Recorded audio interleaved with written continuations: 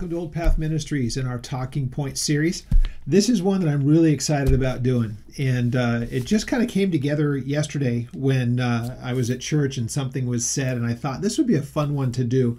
Though I have mentioned the covenants that you find in the Bible before, the idea of trying to make sure that we understand how related they are is something that I thought would be fun to do. And during the different studies that we do, when we get to the giving of the law, I think I probably mentioned it when we were in Exodus in the Through the Bible series, but the idea of covenants, there are three of them, what we would consider as major covenants, because they're very much interconnected. Now, the word that you see in the Hebrew for covenant is berith. And the first time that you'll see it is the one that God says to Noah that he'll make with him. And then it extends to humanity, and that God made a covenant saying that he would never destroy the earth by flood, by water again. But that was different. That the covenant was between God and the saving of Noah, and that God said he wouldn't destroy the earth again. But the covenant that God made with Abraham, the covenant that he made through Moses, and the one that he made through Jesus are all connected, and they're vitally important that we really understand how they work so nicely together and what they entail. So I don't think it's smart, I don't think it's wise for us to talk about the covenant of the law independent of the covenant with Abraham.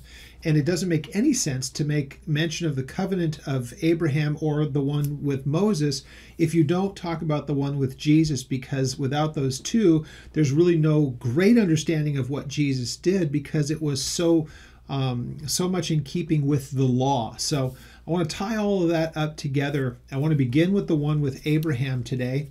And then the next one that we'll do, part 2, is with Moses.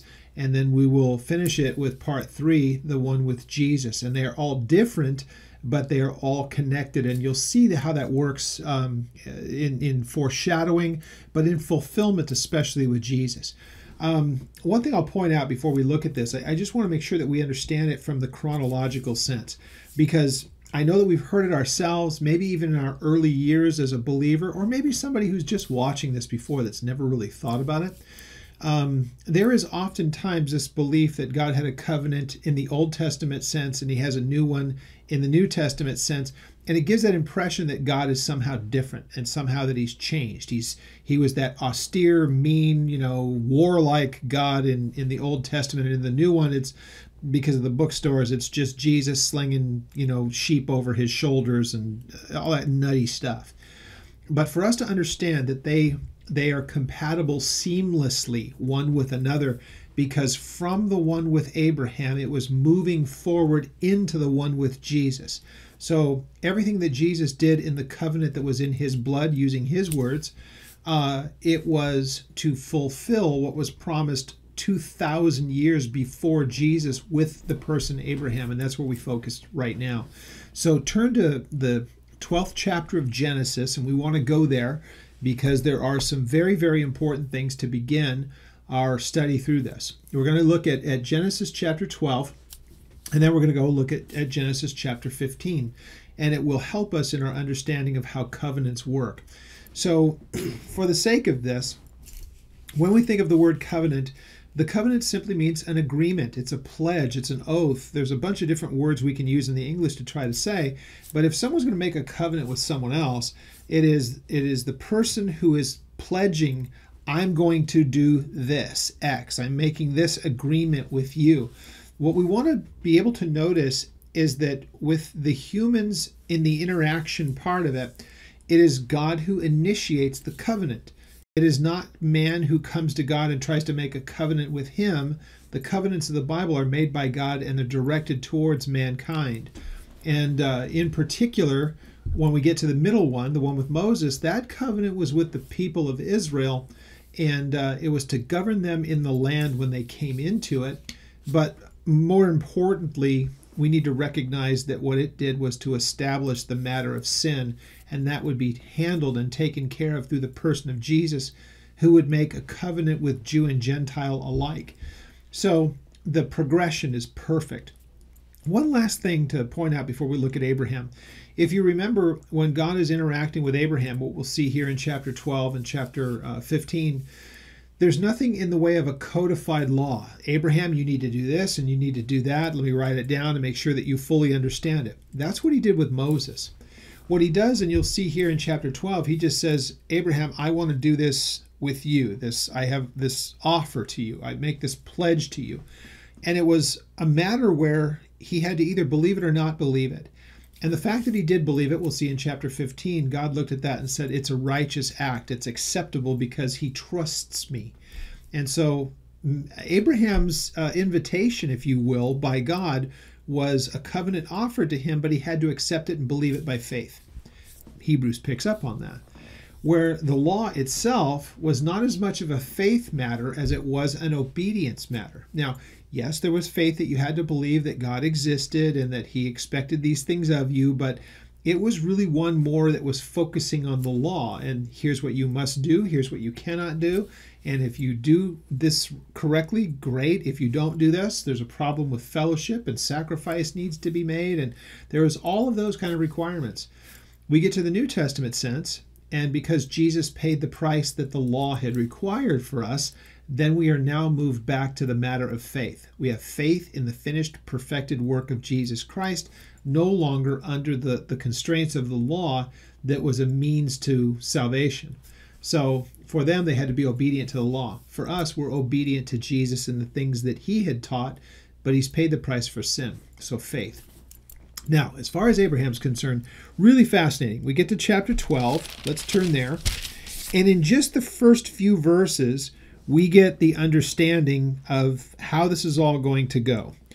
And this is the first of the covenants. Now, he's not going to mention the word covenant, berith, until we get to chapter 15. But let's take a look at it. In chapter 12, look at verse 1. Now the Lord said to Abraham, or Abram, which just means, Abram means exalted father. So Abram, not Abraham, God changes his name to Abraham, which would mean father to the multitudes or father to the nations, father to the, it's the plurality, it's the big picture. He's the father. So, not the father in the God sense, in case anybody's curious. It just means he's the beginning of this covenant. So that's why he has the name that he has. So the Lord said to Abram, get out of your country, from your family, and from your father's house, and where are you going to go? To a land that I will show you. Now, here's the promise. I will make you a great nation. I will bless you. I will make your name great, and you will be a blessing. I will bless those who bless you. I will curse those who curse you. And in you, all the families of the earth shall be blessed. So all the families of the earth is just a way of saying it's not about the sons of Abraham. So Abraham, Isaac, Jacob, and then the 12 tribes that we know. And really what was the group that made their way back into the land. There are some very, very intriguing things, especially when we get to chapter 15. Because God knows how it's all going to play out, and they're really only for reasons known fully to him. He's just saying the things that he's saying to Abraham. So here's the offer, Abraham. I want you to leave everything that you know of your family and everything else. What I want you to do is trust me, and I'm going to lead you to a place that you don't know, and I'm going to give this to you and to your descendants as a heritage. That's the promise that was given to him. This idea that in you all the families of the nations will be blessed, that points to the third covenant, the one with Jesus. Because how is it possible that what God is going to do through Abraham was going to have benefit to the whole of humanity in the eternal sense, like forever? Because the nations, in the way of plural, let's remember that God calls the nation of Israel as a unique people. So they are the children of Israel. They are the Hebrews. They are the descendants of Abraham in the sense of the tribes of Israel. And I'm not one of those, but I am part of the families of the earth. And so this idea, the families of the earth, they will be blessed. I'm blessed because through Abraham came Isaac, and through Isaac came Jacob. And then through Jacob came the sons of Jacob, one of whom was Judah. And so from the descendants of Judah comes to me this person, Jesus of Nazareth. He's a man of Judah. And he ends up dying on a cross to take away my sin as a Gentile. So I am blessed because of the promise made to Abraham. Abram in this case. So Abram does what he's supposed to. Now look at what happens in verse 7. So the Lord appears to Abram and says, to your descendants I will give this land. And there he, Abraham, or Abram, built an altar to the Lord who had appeared to him. So this is the beginning of it. This beginning part is that he says, I'm going to take you to a land. He obediently follows God and goes. Once they get there, God says, look at this place. I give this to your descendants. So let's remember that what has already taken place, he's going to really solidify this in chapter 15. We'll get there in just a moment. He has not only promised his heritage to his family, but the families of mankind, but in particular, he's promising to him a people. He's also promising to him a land. The actual ground that he stood on was given to him by covenant. So the land was given as covenant, and his descendants and the people who would be in that land are also part of that covenant. Hugely important for us to understand this. Chapter 15. And why this is, again, so very, very important. If you know people and if you run into people who believe in what we call replacement theology, the idea of replacement theology is that all the promises that were made to the people of Israel because of their rejection of Messiah, God no longer looked at them in the material sense, and now they're all just spiritualized. So now all those promises are made to the church in the spiritual sense, and now God has rejected his people and all of the covenants, or the covenant that he made with them. It's just nonsense, because honestly, the scripture just argues against it vehemently.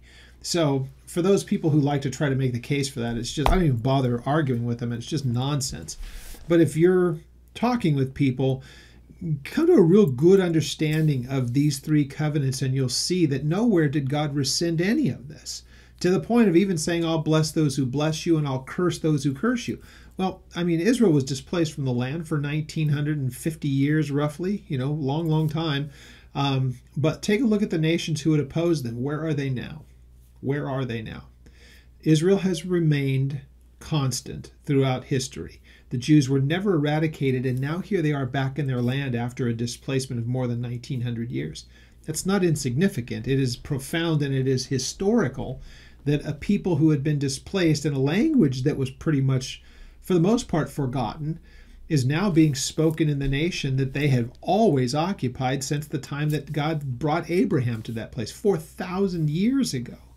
And here they are speaking their language, and they are sovereign in their own land again. It's just a fascinating thing, which, by the way, if you ever want to go and take a trip to Israel, we take them pretty regularly. Try to do them every year, but COVID has goofed that up a bit. But you can contact us through the website, and I can get you details if you're ever interested. Back to chapter 15. Let's get to Genesis chapter 15, and we'll pick up a little bit more of what's going on. Now, in chapter 15, we get this.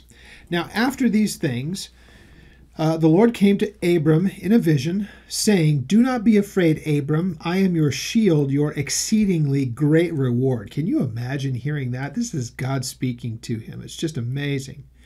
Abram said, Lord God, what will you give me, seeing I am childless, and the heir of my house is Eliezer of Damascus? Then Abram said, look, you have given me no offspring. Indeed, the one that is born in my house is not my heir, is my heir. Behold, the word of the Lord came to him, saying, this one shall not be your heir, but one who will come from your own body will be your heir. And he brought him outside, and he said, look toward heaven, count the stars, and if you are able to number them. And so God said to him, so shall your descendants be. Now, before we read the next verse, because it's very important what he just says after this. But here God basically says, I'm going to give you something that you don't really fully understand right now. And he's going to get him to the point of saying, do you believe? So he says, let's step outside, Abram.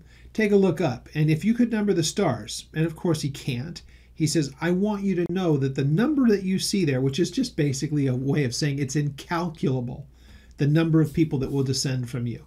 so will it be that your descendants are. Look at what is said next. In verse 6, so Abram believed in the Lord, and the Lord, he accounted it to him for righteousness.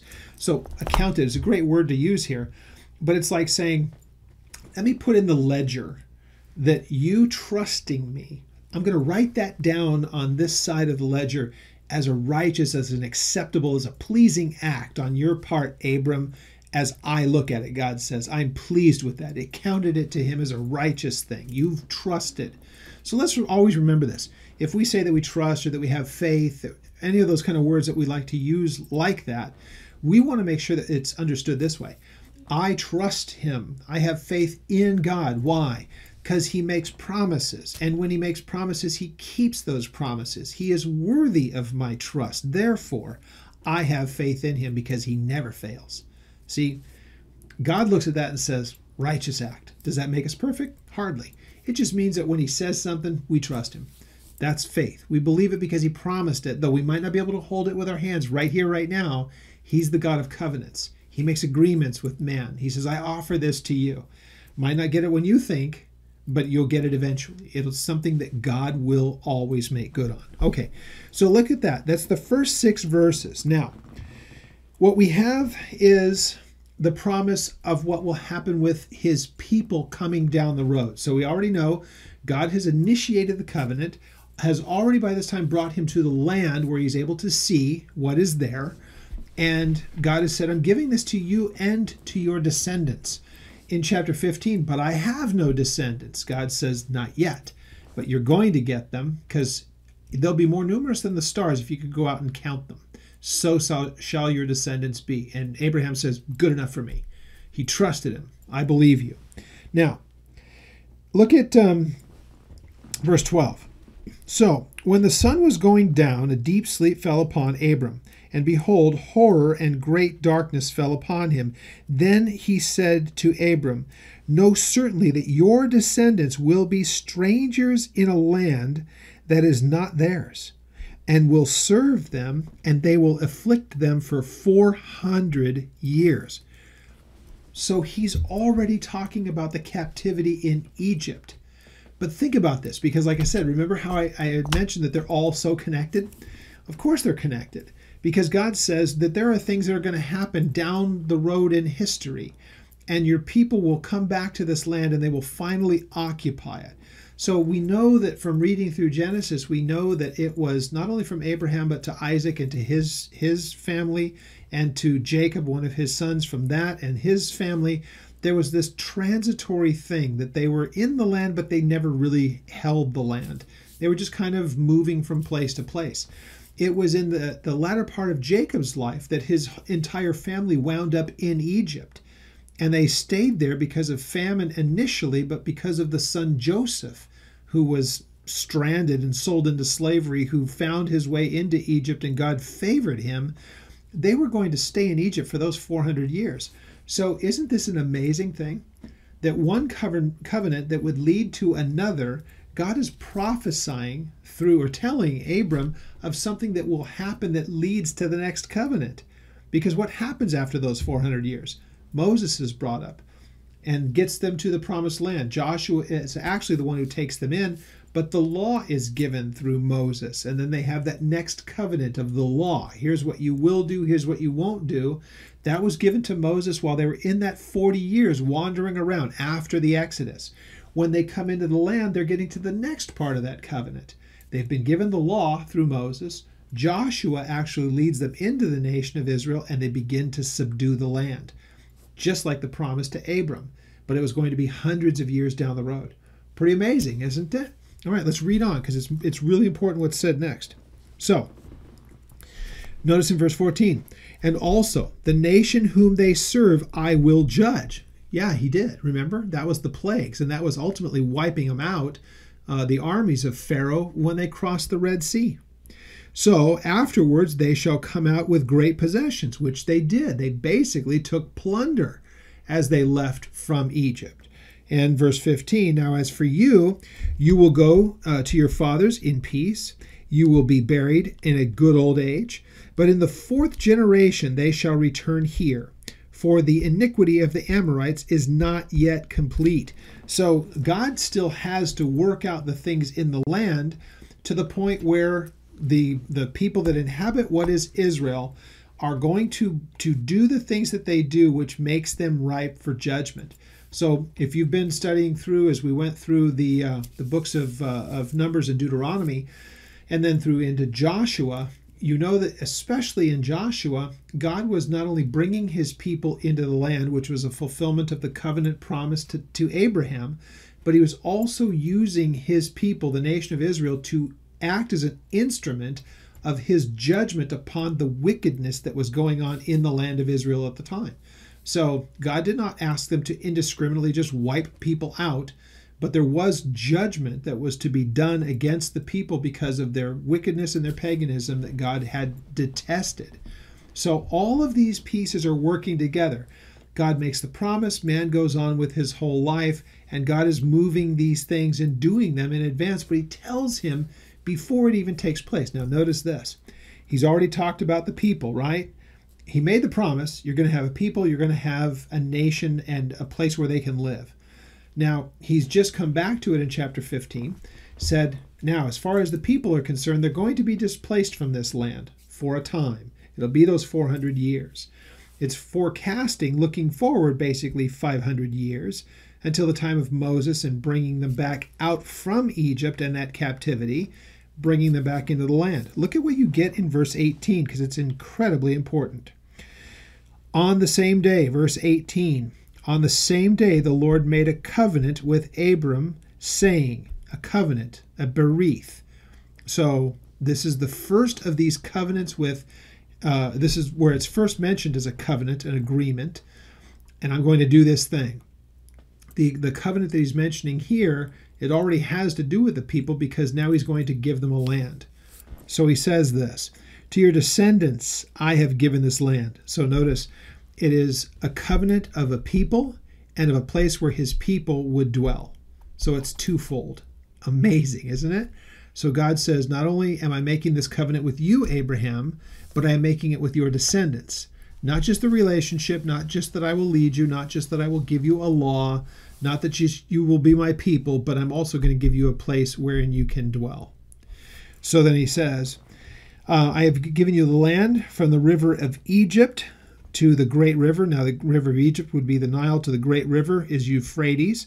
And then he mentions the ites that are here, basically. So if you take a look at where that is, the idea of it encompasses parts of Egypt, but if you follow the Euphrates, that goes down into Iraq and through Syria. I mean, there is so much more that would encompass the land that God gives to him. And, you know, there's interesting studies on why did they never take all of that. It doesn't matter. What we do know is that they definitely settled by the time that they come in through Moses and then Joshua. We definitely know this. They took what we would call the place of modern day Israel, but they also took portions of what is today modern day Jordan. So half of Manasseh, Gad, and Reuben, those 2.5 tribes, stayed on the opposite side of the Jordan, on the eastern side. We don't want to go too far ahead of us because the next covenant is with Moses. But let's remember, there would be no covenant that Moses would receive had it not been for the first one that was given through Abraham, because it was to the descendants of the land, and it was also to them as being a people governed by him. Now, in Moses, they will be governed by the law, the things written in it about how they are to conduct themselves and how they are to live. So with all of that, this is the first of the 3 covenants that we're going to cover. In our next one, we're going to take a look at the covenant that was given to the person of Moses and why that one really fits and works so nicely with the one of Jesus, but we see in the one made to Abraham and how it relates to Moses. Again, there's such an interconnection, and we'll keep building those connections as we go through each piece of this. But I hope that you don't see this as any kind of an insignificant thing, but the idea that God would reach to man and say, I have something to propose to you. I have an offer for you, a covenant that I would like to make with you. He doesn't impose this covenant. He offers it to people, and they are free to take it. we understand it much differently in the year 2021. We're 3-4 days into 2021 because it is the covenant that we recognize through the person of Jesus Christ. And we wouldn't even understand those covenants, the covenant of Jesus, had it not been for the ones that were already made. Remember, in a very interesting way in chapter 12, the idea that the nations of mankind, humanity, could be blessed through this one man, the only way to make that work is that it had to bring us to the person of Messiah, Jesus Christ, the man of Judah, and the work that he had done at the cross. So how interconnected these are is absolutely intriguing and fascinating, and I hope that you've enjoyed this. It's just kind of a whet the appetite a little bit, and we will get on to the second of these. I'll probably do them about a week apart so that they have some time to work through people and reading through it and all the rest. And we'll pick up the one with Moses, and then we'll move our way to Jesus in the next one. If you have any questions about this, please make sure that you contact us through our website. It is at oldpaththeology.net, and you can send us an email through that website. We'd be glad to answer that.